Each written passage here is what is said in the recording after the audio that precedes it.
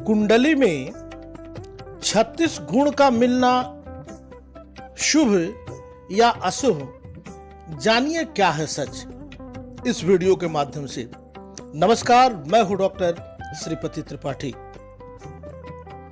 शादी के लिए सबसे पहले कुंडलियां मिलाई जाती हैं। कहा जाता है कि अगर किसी के 36 में से 36 गुण अगर मिल जाएं तो यह बहुत ही शुभ रहता है। ऐसी शादियां सफल रहती हैं। क्या यह सच है? आइए जानते हैं कि 36 गुण मिलना शुभ रहता है या अशुभ। जब भी शादी की बात आती है तो सबसे पहले जन्म कुंडली मिलान के बारे में विचार किया जाता है। इसके लिए लड़के और लड़की दोनों के ही वर्ण मिलाए जाते हैं। इससे यह पता चलता है कि दोनों एक दूसरे के लिए बने हैं या नहीं। शादी विवाह के मामले में कुंडली मिलान को बेहद ही खास माना जाता है।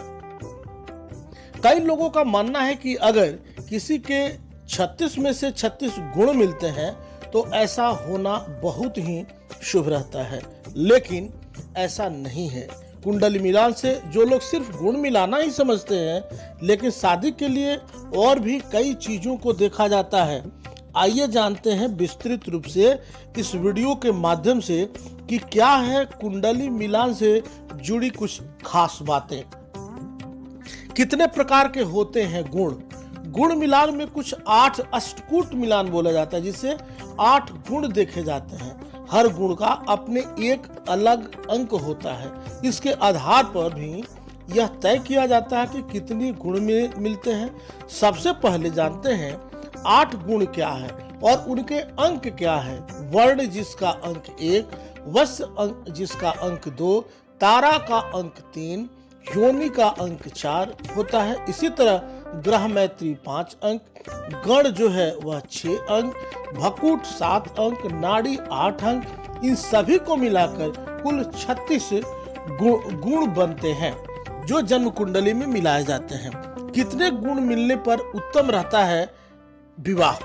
आइए आप सभी का ज्ञानवर्धन हो। अगर आप जानते हो तो बहुत अच्छी बात है, और नहीं जानते हैं तो इस वीडियो के माध्यम से जानिए कि कितने गुण मिलने पे होता है सर्वोत्तम विवाह।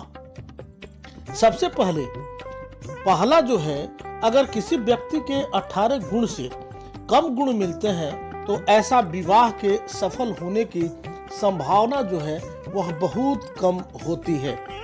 आपको बता दें कि दूसरा जो है, वहीं अगर किसी व्यक्ति के 18 से 24 गुण मिलते हैं तो ऐसा विवाह होने के लिए अच्छा माना जाता है। तीसरा अगर है, तीसरे के बारे में कहा गया है कि वहीं अगर 25 से 32 गुण मिलते हैं तो यह विवाह के लिए उत्तम माने जाते हैं। कहा जाता है कि ऐसा विवाह सफल होते हैं। चौथा है कि अगर किसी के 32 से 36 गुण मिलते हैं तो ऐसे होने से बहुत ही उत्तम माना जाता है। ऐसा विवाह सफल रहता है। 36 गुण मिलना सफल शादी की निशानी है। गुण मिलान तो कुंडली मिलाने का एक छोटा सा हिस्सा है।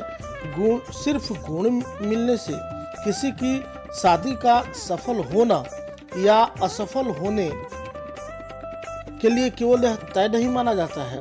आपने देखा होगा कि कई बार 36 के 36 गुण मिलने के बाद भी व्यक्ति की शादी सफल नहीं होती है। ऐसा इसलिए क्योंकि गुण के अलावा कुंडली में बाकी ग्रहों की स्थिति भी देखी जाती है। साथ ही यह भी देखा जाता है कि विवाह स्थान के स्वामी की स्थिति क्या है। कुंडली में 7वें घर जो होता है वह विवाह स्थान होता है। कुंडली में 7वें घर से आपको यह भी पता लगा सकते हैं कि आपका जीवन साथी का स्वभाव जो है वह कैसा होगा। इस जगह से मतलब 7वें स्थान से आप यह पता कर सकते हैं। एक और खास बात कि मंगल दोष की जांच जो है वह कराना बेहद जरूरी है, क्योंकि मांगलिक कई ग्रहों के कारण होता है। केवल मांगलिक दोष हम सुनते हैं तो मंगल से तो मांगलिक दोष होता ही है। जन्म कुंडली में मंगल से मांगलिक दोष दिखा ले, शनि से शनिवर्ती मांगलिक दोष दिखा ले, और शुक्र से भी शुक्रवर्ती मांगलिक है कि नहीं ये भी दिखा लेना जरूरी है। मतलब 3 प्रकार से देखना चाहिए। पहला, लग्न कुंडली में 7वें स्थान की मतलब क्या स्थिति है, चंद्र कुंडली से 7वें स्थान की स्थिति क्या है, और नौमांश में, नौमांश जिसे कहते हैं उससे लिखा नौमांशे तु कलत्र सुखम, मतलब दाम्पत्य जीवन की सुख सुविधा के लिए, सुखी जीवन के लिए नौमांश में भी दोनों का मिलना बेहद जरूरी है। तो आइए हम बता दें कि मंगल दोष की जांच कराना क्यों जरूरी है। जब भी शादी के लिए कुंडली मिला है तो मंगल दोष की जांच कराना सबसे ज्यादा जरूरी है। अगर किसी व्यक्ति की कुंडली में मंगल लग्न भाव से पहले, दूसरे, चौथे, 7वें, 8वें और 12वें भाव में होता है, ऐसी स्थिति में वह व्यक्ति मांगलिक कहलाता है। दरअसल अगर किसी मांगलिक की शादी अगर किसी बिना मांगलिक से हो जाए, मतलब नन मांगलिक से हो जाए, तो ऐसी शादी के टूटने की संभावना ज्यादा रहती है, कैजुअलिटी होने की ज्यादा संभावना रहती है, दोनों के दाम्पत्य जीवन सुखमय होने की कम आसार होते हैं। इसलिए बिना दिखाए, आप बिना जांच कराए विवाह नहीं करें, यही आपके लिए शास्त्रों का निर्देश है। उम्मीद है आपको यह वीडियो पसंद आया होगा। मिलते हैं ऐसे ही समसामयिक वीडियो के साथ। अभी तक आपने यह चैनल सब्सक्राइब नहीं किया है तो सब्सक्राइब करें, शेयर करें और कमेंट्स करें।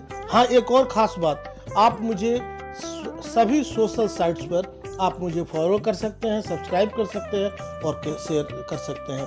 उम्मीद है आप सभी स्वस्थ होंगे। तब तक के लिए दीजिए इजाजत। नमस्कार, जय श्री कृष्ण।